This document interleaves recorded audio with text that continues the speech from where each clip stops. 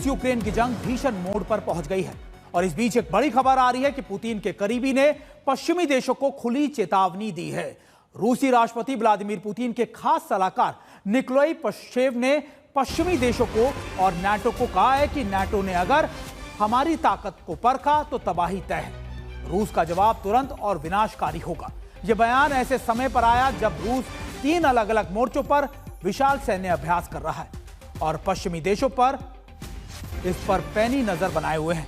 इसी बीच रूस ने तीनों मोर्चों पर नेवल अटैक ड्रिल की शुरुआत भी कर दी है। बाल्टिक सागर के अंदर, आर्टिक में और पैसिफिक में लगातार ये ड्रिल जारी है। मॉस्को ने वर्षों बाद सबसे बड़ा नौसैनिक अभ्यास शुरू किया है और वो भी एक साथ 3 अलग अलग राजनीतिक या फिर आप कहते हैं रणनीतिक सीमाओं के आसपास।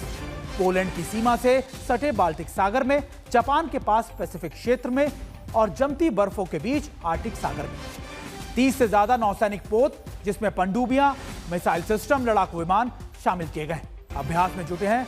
और अभ्यास का मकसद सिर्फ तैयारी नहीं है, बल्कि यह दिखाना है कि रूस किसी भी दिशा में वार करने की क्षमता रखता है। किसी भी वक्त कहीं पर भी वो अटैक कर सकता है। यह सिर्फ सैन्य अभ्यास नहीं है, एक रणनीतिक संदेश भी है। रूस ये दिखाना चाहता है कि वो नाटो की गतिविधियों पर नजर भी रखता है और जवाब देने की ताकत भी।